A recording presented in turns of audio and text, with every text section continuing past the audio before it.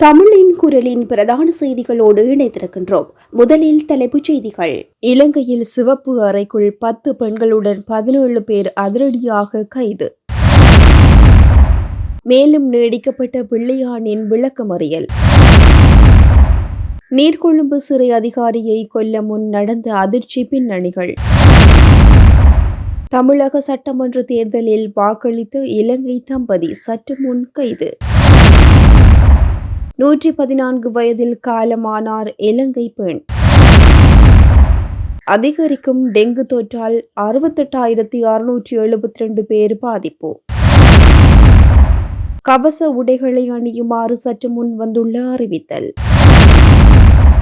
இனி தொடர்பென விரிவான செய்திகள். செய்திகளை தெளிவாக தெரிந்து கொள்ள தமிழின் குரல் சேனலை சப்ஸ்கிரைப் செய்யுங்கள். கிருபத்கொடையில் மசாஜ் நிலையங்கள் என்ற போர்வையில் இயங்கி வந்த 2 விபச்சார விடுதிகளை முற்றுகையிட்ட கிருபத்கொடை போலீசார் 10 பெண்கள் 5 ஆண்கள் மற்றும் 2 விடுதிகளின் முகாமையாளர்கள் 2 பேர் உட்பட மொத்தம் 17 பேர் சுற்றி வளைத்து கைது செய்துள்ளனர். மகர நீதவான் நீதிமன்றத்திலிருந்து தேடுதல் உத்தரவுகள் வந்துள்ளதை அடுத்து இந்த முற்றுகை நடவடிக்கை கடந்த 5ஆம் திகதி அதிகாலை மேற்கொள்ளப்பட்டுள்ளதோடு முதலாவது மசாஜ் நிலையத்திலிருந்து ஒரு பெண் முகாமையாளர் உட்பட 5 பெண்கள் மற்றும் சேவை பெற வந்திருந்த 2 ஆண்கள் கைது செய்யப்பட்டுள்ளனர். இரண்டாவது மசாஜ் நிலையத்திலிருந்து பெண் முகாமையாளர் ஒருவர் உட்பட 5 பெண்கள் மற்றும் சேவை பெற வந்திருந்த 3 ஆண்கள் அதிரடியாக கைது செய்யப்பட்டுள்ளனர். கைது செய்யப்பட்ட பெண்கள் அனுராதபுரம், கண்டி, கந்தலாய், வாதுவை, பொல்ககவெல மற்றும் நிக்கரவெரட்டிய போன்ற பிரதேசங்களைச் சேர்ந்தவர்கள் என்றும் அவர்கள் 20 முதல் 35 வயதுக்கு உட்பட்டவர்கள் என்றும் தெரிய வந்துள்ளது. கிழக்கு மாகாணத்தில் நடந்த 5 கொலை சம்பவங்கள் குறித்த வழக்கில் கைது செய்யப்பட்டுள்ள பிள்ளையான் என அழைக்கப்படும் சிவனேசதுரை சந்திரகாந்தனை எதிர்வரும் 24ஆம் திகதி வரை தொடர்ந்தும் விளக்கமறியலில் வைக்க நீதிமன்றம் அதிரடியாக உத்தரவிட்டுள்ளது. இன்று வழக்கு விசாரணைக்கு எடுத்துக் கொள்ளப்பட்ட நேரம் இந்த உத்தரவை நீதிமன்றம் பிறப்பித்துள்ளதோடு இந்த வழக்கு தொடர்பான மேலதிக விசாரணைகள் தொடர்ந்து முன்னெடுக்கப்பட்டு வருகின்றன. நீர்கொழும்பு சிறைச்சாலையில் நடந்த மோதல் மற்றும் சிறைச்சாலை அதிகாரிகள் மீதான தாக்குதல்களோடு தொடர்புடைய சகல சந்தேக நபர்களும் அடையாளம் காணப்பட்டுள்ளதாக போலீசார் கூறியுள்ளனர். நீர்கொழும்பு சிறைச்சாலையில் கைதிகளுக்கும் அதிகாரிகளுக்கும் இடையே நடந்த மோதலை அடுத்து குற்றப்புலனாய்வு திணைக்களத்தினர் நடத்திய விசேட தேடுதல் நடவடிக்கையில் பெருமளவிலான கூர்மையான ஆயுதங்கள் மற்றும் இரும்பு கம்பிகள் சிறைக்குள் சமையல் அறைக்குள் மறைத்து வைக்கப்பட்டிருந்த நிலையில் கண்டெடுக்கப்பட்டுள்ளது. போதைப்பொருள் கடத்தல் விவகாரம் தொடர்பில் 2 கைதிகள் குழுக்களிடையே உருவாகிய மோதலில் சிறைச்சாலை அதிகாரிகள் உட்பட 100க்கும் மேற்பட்டோர் காயமடைந்ததோடு சம்பவத்தில் எதிர்பாராத விதமாக 29 பேர் உயிரிழந்தனர். உயிரிழந்த சிறைச்சாலை அதிகாரிகளின் தலைகளில் தாக்கப்பட்டமை விசாரணைகளில் உறுதியாகியுள்ளது. அதையடுத்து நடந்த விசாரணைகளில் கூர்மையான ஆயுதங்கள் மற்றும் இரும்பு கம்பிகள் மற்றும் 1000க்கும் மேற்பட்ட தடிகளும் கம்புகளும் போலீசாரால் மீட்கப்பட்டுள்ளது. சிறைச்சாலையில் நடந்த மோதலை தொடர்ந்து பல்வேறு சிறைகளுக்கு மாற்றப்பட்ட கைதிகளின் நீதிமன்ற நடவடிக்கைகளை காணொளி காட்சி தொழில்நுட்பத்தின் ஊடாக முன்னெடுக்க சிறைச்சாலைகள் திணைக்களம் தீர்மானித்துள்ளதும் குறிப்பிட வேண்டியது.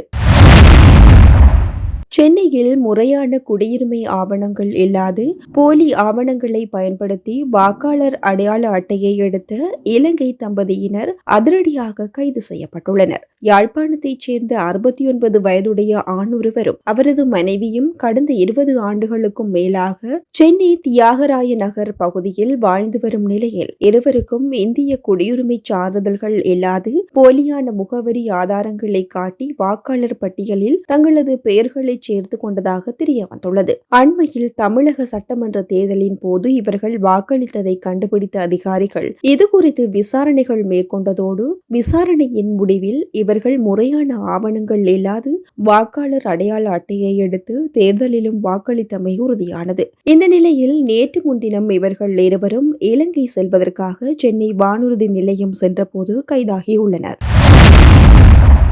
இலங்கையின் அதிக வயதுடைய வாழும் பெண்களில் ஒருவராக அங்கீகரிக்கப்பட்ட அனுராதபுரம் மாவட்டத்தின் சங்கிலி கனதரவாவைச் சேர்ந்த பஞ்சகே கலுமெனிகே அவரது 114 வயதில் காலமானார். 1912ஆம் ஆண்டு ஜூலை 4ஆம் தேதி பிறந்த கலுமெனிகே இந்த ஆண்டின் தொடக்கத்தில் தனது 114 வயது பிறந்த நாளை கொண்டாடியுள்ளார். பின்னர் கீழே விழுந்து அறுவை சிகிச்சை மேற்கொண்ட இவர் அறுவை சிகிச்சைக்கு பின்னர் 2 மாதங்கள் உயிர் வாழ்ந்த போதிலும் இறுதியில் இப்போது 114வது வயதில் மரணமடைந்துள்ளார். கலுமெனிகே 12 பிள்ளைகள் மற்றும் 325 கொள்ளுப்பேர குழந்தைகளை கொண்ட ஒரு விரிவான பரம்பரையை விட்டுச் சென்றுள்ளார் என்பதும் குறிப்பிடத்தக்கது.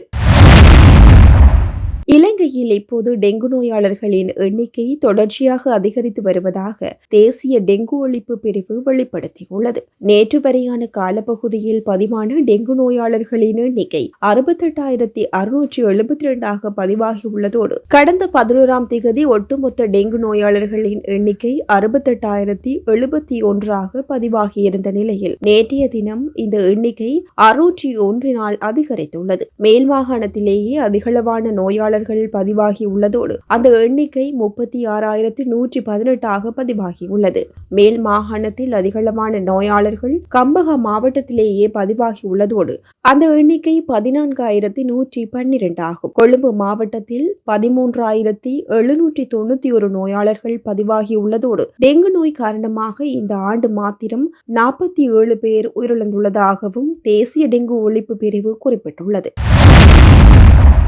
அதிகரிக்கும் டெங்கு தொற்றை கட்டுப்படுத்தும் முன்னெச்சரிக்கை நடவடிக்கைகளில் ஒரு பகுதியாக முன்பள்ளி செல்லும் குழந்தைகள் கைகளையும் கால்களையும் முழுமையாக மறைக்கும் வகையிலான ஆடைகளை அணிவதை உறுதிப்படுத்துமாறு பெற்றோர்களுக்கு அறிவுறுத்தப்பட்டுள்ளதாக சிறுவர் விவகார அமைச்சர் சரோஜா சாவித்ரி போல்ராஜ் தெரிவித்துள்ளார். இன்று ஊடகங்களுக்கு கருத்து வெளியிடும் போதே அவர் இதனை வலியுறுத்தியுள்ளார். இந்த பணிப்புரை பாடசாலைகளுக்கு மட்டுமல்லாது குறிப்பாக முன்பள்ளிகளுக்கும் பொருந்தும் என்றும் சுட்டிக்காட்டியுள்ளார். குழந்தைகளை வகுப்பிற்கு அனுப்பும் முன்பாக அவர்களுக்கு பொருத்தமான பாதுகாப்பு ஆடைகளை அணிவிக்குமாறு பெற்றோர்களை கேட்டுக்கொண்டதோடு குழந்தைகளுக்கு பாதுகாப்பான நுளம்பு விரட்டிகளை தகுந்த முறையில் பயன்படுத்துமாறும் நுளம்பு கடியிலிருந்து குழந்தைகளை பாதுகாக்க சாத்தியமான அனைத்து முன்னெச்சரிக்கை நடவடிக்கைகளையும் எடுக்குமாறும் அமைச்சர் பெற்றோர்களுக்கு ஆலோசனை வழங்கியுள்ளார்.